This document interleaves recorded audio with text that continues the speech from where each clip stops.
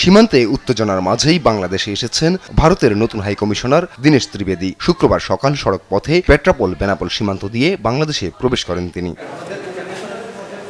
পরে সাংবাদিকদের সঙ্গে কথা বলেন হাইকমিশনার। জানান, বন্ধুপ্রতিম দুই দেশের শক্তিশালী গণতন্ত্র রয়েছে। দুই দেশ মিলেমিশে চললে সেটি বিশ্বের দৃষ্টান্ত হবে। ইন্ডিয়া বাংলাদেশ বেস্ট হচ্ছে, পুরো পৃথিবী চালাচ্ছে। ইনোভেশন যা হচ্ছে টেকনোলজি, বাংলাদেশ ইন্ডিয়াই করছে।